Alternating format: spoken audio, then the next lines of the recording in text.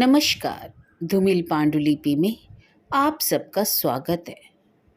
भूली बिसरी कहानी में आज सुनिए यशपाल जी की कहानी पर्दा। चौधरी पीर बख्श के दादा चुंगी के महकमे में दरोगा थे। आमदनी अच्छी थी। एक छोटा पर पक्का मकान भी उन्होंने बनवा लिया। लड़कों को पूरी तालीम दी। दोनों लड़के एंट्रेंस पास करके रेलवे और डाकखाने में बाबू हो गए। चौधरी साहब की जिंदगी में लड़कों के ब्याह और बाल बच्चे भी हुए, लेकिन ओहदे में खास तरक्की ना हुई। वही 30 और 40 रुपए माहवार का दर्जा। अपने जमाने की याद कर चौधरी साहब कहते, वो भी क्या वक्त था। लोग मिडिल पास कर डिप्टी कलेक्टरी करते थे। और आजकल की तालीम ये है कि एंट्रेंस तक अंग्रेजी पढ़कर लड़के 30-40 के आगे नहीं बढ़ पाते। बेटों को ऊंचे ओहदों पर देखने का अरमान लिए ही उन्होंने आंखें मूंद ली। इंशाअल्लाह चौधरी साहब के कुनबे में बरकत हुई। चौधरी फजल कुर्बान रेलवे में काम करते थे। अल्लाह ने उन्हें 4 बेटे और 3 बेटियां दी। चौधरी इलाही बख्श डाकखाने में थे। उन्हें भी अल्लाह ने 4 बेटे और 2 लड़कियां बख्शी। चौधरी खानदान अपने मकान को हवेली पुकारता था। नाम बड़ा देने पर जगह तो तंग ही रही। दरोगा साहब के जमाने में जनाना भीतर था और बाहर बैठक में वे मोड़े पर बैठ नेचा गुड़गुड़ाया करते। जगह की तंगी की वजह से उनके बाद बैठक भी जनाने में शामिल हो गई और घर की ड्योड़ी पर पर्दा लटक गया। बैठक ना रहने पर भी घर की इज्जत का ख्याल तो था, इसलिए पर्दा बोरी के टाट का नहीं, बढ़िया किस्म का रहता। और जाहिर है दोनों भाइयों के बाल बच्चे एक ही मकान में रहने पर भी भीतर सब अलग अलग। ड्योड़ी का पर्दा कौन भाई लाए? इस समस्या का हल इस तरह हुआ कि दरोगा साहब के जमाने की पलंग की रंगीन दरियां एक के बाद एक ड्योड़ी में लटकाई जाने लगी। तीसरी पीढ़ी के ब्याह शादी होने लगे। आखिर चौधरी खानदान की औलाद को हवेली छोड़ दूसरी जगह तलाश करनी ही पड़ी। चौधरी इलाही बख्श के बड़े साहबजादे एंट्रेंस पास कर डाकखाने में 20 रुपए की कलर की पा ही गए। दूसरे साहबजादे मिडिल पास कर अस्पताल में कंपाउंडर बन गए। ज्यों ज्यों जमाना गुजरता जाता तालीम और नौकरी दोनों मुश्किल होती जाती। तीसरे बेटे होनहार थे। उन्होंने वजीफा पाया और जैसे तैसे मिडिल कर स्कूल के में मुदरिस हो देहात चले गए। चौथे लड़के पीर बख्श प्राइमरी से आगे ना बढ़ सके। आजकल की तालीम माँ बाप पर खर्च के बोझ के सिवा और है ही क्या। स्कूल की फीस हर महीने और किताबें कॉपियों और नक्शों के लिए रुपए ही रुपए। चौधरी पीर बख्श का भी ब्याह हो गया। मौला के करम से बीबी की गोद भी जल्दी ही भरी। पीर बख्श ने रोजगार के तौर पर खानदान की इज्जत के ख्याल से एक तेल की मिल में मुंशीगिरी कर ली। तालीम ज़्यादा नहीं तो क्या, सफ़ेद पोश खानदान की इज्जत का पास तो था। मजदूरी और दस्तकारी उनके करने की चीज़ें ना थी। चौकी पर बैठते कलम दवात का काम था। 12 रुपया महीना अधिक नहीं होता। चौधरी पीर बख्श को मकान सितवा की कच्ची बस्ती में लेना पड़ा। मकान का किराया ही 2 रुपया था। आस पास गरीब और कमीने लोगों की बस्ती थी। कच्ची गली के बीचों बीच गली के मुहाने पर लगे कमेटी के नल से टपकते पानी की काली धार बहती रहती, जिसके किनारे घास उगाई थी। नाली पर मच्छरों और मक्खियों के बादल उमड़ते रहते। सामने रमजानी धोबी की भट्टी थी, जिसमें से धुआं और सज्जी मिले उबलते कपड़ों की गंध उड़ती रहती। दाईं और बाईं बीकानेरी मोचियों का घर था। बाईं और वर्कशॉप में काम करने वाले कुली रहते। इस सारी बस्ती में चौधरी पीर बख्श ही पढ़े लिखे सफ़ेद पोश थे। सिर्फ उनके ही घर की ड्योड़ी पर पर्दा था। सब लोग उन्हें चौधरी जी, मुंशी जी कहकर सलाम करते। उनके घर की औरतों को कभी किसी ने गली में नहीं देखा। लड़कियां 4-5 बरस तक किसी कामकाज से बाहर निकलती और फिर घर की आबरू के ख्याल से उनका बाहर निकलना मुनासिब ना था। पीर बख्श खुद ही मुस्कुराते हुए सुबह शाम कमेटी के नल से घड़े भर लाते। चौधरी की तनख्वाह 15 बरस में 12 से 18 हो गई। और खुदा की बरकत होती है तो रुपए पैसे की शक्ल में नहीं, औलाद की शक्ल में। 15 बरस में 5 बच्चे हुए। पहले 3 लड़कियां और बाद में 2 लड़के। दूसरी लड़की होने को थी तो पीर बख्श की वालिदा मदद के लिए आई। वालिद साहब का इंतकाल हो चुका था। दूसरा कोई भाई वालिदा की फिक्र करने आया नहीं और वे छोटे लड़के के यहाँ ही रहने लगे। जहाँ बाल बच्चे और घर बार होता है 100 किस्म की झंझटें होती हैं। कभी बच्चे को तकलीफ है तो कभी जच्चा को। ऐसे वक्त में कर्ज की ज़रूरत कैसे ना हो, घर बार हो तो कर्ज होगा ही। मिल की नौकरी का कायदा पक्का होता है। हर महीने की 7 तारीख को गिन कर तनख्वाह मिल जाती है। पेशगी से मालिक को चिढ़ है और कभी बहुत ज़रूरत पर ही मेहरबानी करते हैं। ज़रूरत पड़ने पर चौधरी घर की कोई छोटी मोटी चीज़ गिरवी रखकर उधार ले आते। गिरवी रखने से रुपए के 12 आने ही मिलते, ब्याज मिलाकर 16 आने हो जाते और फिर चीज़ के घर लौट आने की संभावना ही ना रहती। मोहल्ले में चौधरी पीर बख्श की इज्जत थी। इज्जत का आधार था घर के दरवाजे पर लटका पर्दा। भीतर जो है पर्दा सलामत रहता। कभी बच्चों की खींचकाच या बेदर्द हवा के झोंकों से उसमें छेद हो जाते तो पर्दे की आड़ से हाथ सुई धागा ले उसकी मरम्मत कर देते। दिनों का खेल। मकान की ड्योड़ी के किवाड़ गलते गलते बिल्कुल ही गल गए। कई दफ़े कसे जाने से पेंच टूट गए और सुराख ढीले पड़ गए। मकान मालिक सुरजू पांडे को उसकी फिक्र ना थी। चौधरी कभी जाकर कहते सुनते तो उत्तर मिलता, कौन बड़ी रकम थमा देते हो, 2 रुपल्ली किराया और वह भी 6-6 महीने का बकाया। जानते हो लकड़ी का क्या भाव है, ना हो तो मकान ही छोड़ दो। आखिर किवाड़ गिर गए। रात में चौधरी उन्हें जैसे तैसे चौखट से टिका देते। रात भर दहशत रहती कि कहीं कोई चोर ना आ जाए। मोहल्ले में सफ़ेद पोशी और इज्जत होने पर भी चोर के लिए घर में कुछ ना था। शायद एक भी साबत कपड़ा या बर्तन ले जाने के लिए चोर को ना मिलता, पर चोर तो चोर है। छीनने के लिए कुछ ना हो तो भी चोर का तो डर होता ही है। वह चोर जो ठहरा। और चोर से ज़्यादा फिक्र थी आबरू की। किवाड़ ना रहने पर पर्दा ही आबरू का रखवारा था। वह पर्दा भी तार तार होते होते एक रात आंधी में किसी भी हालत में लटकने के लायक ना रह गया और दूसरे ही दिन घर की एकमात्र पुश्तैनी चीज दरी दरवाजे पर लटक गई।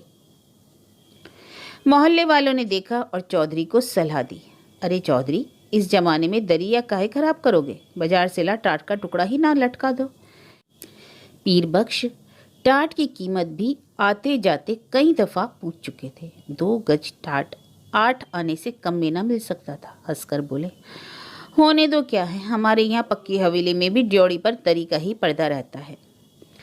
कपड़े की महंगाई के इस जमाने में घर की 5 औरतों के शरीर से कपड़े जीर्ण होकर यूं गिर रहे थे जैसे पेड़ अपनी छाल बदलते हैं। पर चौधरी साहब की आमदनी से दिन में एक दफ़े किसी तरह पेट भर सकने के लिए आटा के अलावा कपड़े की गुंजाइश ही कहाँ। खुद ने नौकरी पर जाना होता।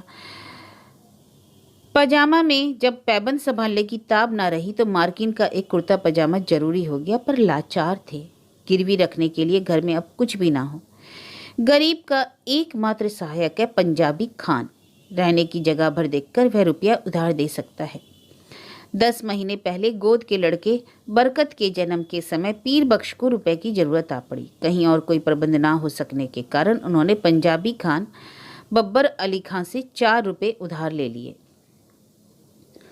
बब्बर अली खां का रोजगार सितवा के उस कच्चे मोहल्ले में अच्छा खासा चलता था। बीकानेरी मोची, वर्कशॉप के मजदूर और कभी कभी रमजानी धोबी सभी बब्बर मियाँ से कर्ज लेते रहते। कई दफ़े चौधरी पीर बख्श ने बब्बर अली को कर्ज और सूद की किश्त ना मिलने पर अपने हाथ के डंडे से ऋणी का दरवाजा पीटते देखा था।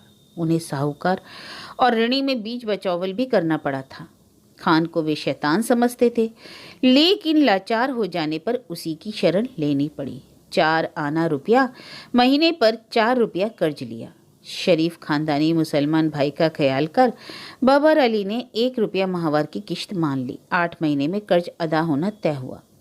खान की किश्त ना दे सकने की हालत में अपने घर के दरवाजे पर फजीयत हो जाने की बात का ख्याल चौधरी के रोए खड़े हो जाते। 7 महीने फाका करके भी वे किसी तरह से किश्त देते चले गए। लेकिन जब सावन में बरसात पिछड़ गई और बाजरा भी रुपए का 3 सेर मिलने लगा, किश्त देना संभव ना रहा। खान 7 तारीख की शाम को ही आया।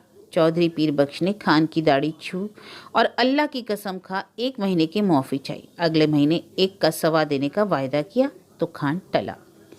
भादों में हालात और भी परेशानी के हो गए। बच्चों की माँ की तबीयत रोज रोज गिरती जा रही थी। खाया पिया उसके पेट में न ठहरता। पथ्य के लिए उसको गेहूं की रोटी देना जरूरी हो गया। गेहूं मुश्किल से रुपए का सिर्फ 2.5 सेर मिलता था। बीमार का जी ठहरा। कभी प्याज के टुकड़े या धनिए की खुशबू के लिए मचल जाता। कमी पैसे की सौंफ, अजवाइन, काले नमक की ही जरूरत हो तो पैसे की कोई चीज मिलती ही नहीं। बाजार में तांबे का नाम ही नहीं रह गया। नाहा की कन्नी निकल जाती है। चौधरी को 2 रुपए महंगाई भत्ते के मिले, पर पेशगी लेते लेते तनख्वाह के दिन केवल 4 ही रुपए हिसाब में निकले। बच्चे पिछले हफ्ते लगभग फाके से थे। चौधरी कभी गली में 2 पैसे की चौराई खरीद लाते, कभी बाजरा उबाल सब लोग कटोरा कटोरा भर पी लेते। बड़ी कठिनता से मिले 4 रुपयों में से 1.25 रुपया खान के हाथ में धर देने की हिम्मत चौधरी को ना हुई। मिल से घर लौटते समय वे मंडी की ओर टहल गए। 2 घंटे बाद जब समझा खान टल गया होगा और अनाज की गठरी ले वे घर पहुंचे, खान के भय से दिल डूब रहा था। लेकिन दूसरी ओर 4 भूखे बच्चों, उनकी माँ और दूध ना उतर सकने के कारण सूकर काटा हो रहे गोद के बच्चे और चलने फिरने में से लाचार अपनी जईफ माँ की भूख से बिलबिलाती सूरतें आंखों के सामने नाच जाती। धड़कते हुए हृदय से वे कहते जाते, मौला सब देखता है, खैर करेगा। 7 तारीख की शाम को असफल हो खान 8 की सुबह तड़के ही चौधरी के मिल जाने से पहले ही अपना डंडा हाथ में लिए दरवाजे पर मौजूद हुआ। रात भर सोच सोचकर चौधरी ने खान के लिए बयान तैयार किया। मिल के मालिक लालाजी 4 रोज के लिए बाहर गए हैं। उनके दस्तखत के बिना किसी को भी तनख्वाह नहीं मिल सकी। तनख्वाह मिलते ही वह 1.25 रुपया हाजिर करेगा। माकूल वजह बताने पर भी खान बहुत देर तक गुर्राता रहा। हम वतन छोड़ के प्रदेश में पड़ा है, ऐसे रुपया छोड़ देने के वास्ते हम यहाँ नहीं आया। हमारा भी बाल बच्चा है। 4 रोज में रुपया नहीं देगा तो हम तुम्हारा कर देगा। 5वें दिन रुपया कहाँ से आ जाता? तनख्वाह मिले अभी हफ्ता भी नहीं हुआ। मालिक ने पेशगी देने से साफ इनकार कर दिया। 6ठे दिन किस्मत से इतवार था। मिल में छुट्टी रहने पर भी चौधरी कान के डर से सुबह ही बाहर निकल गए। जान पहचान के कई आदमियों के यहाँ गए। इधर उधर की बातचीत कर वे कहते, अरे भाई हो तो 20 आने पैसे दो तो 1 रोज के लिए देना, ऐसी जरूरत आ पड़ी। उत्तर मिला, अरे मियाँ पैसे कहाँ इस जमाने में, पैसे का मोल कौड़ी नहीं रह गया। हाथ में आने से पहले ही उधार में उड़ गया तमाम। दोपहर हो गई। खान आया भी होगा तो इस वक्त तक बैठा नहीं रहेगा, चौधरी ने सोचा और घर की तरफ चल दिए।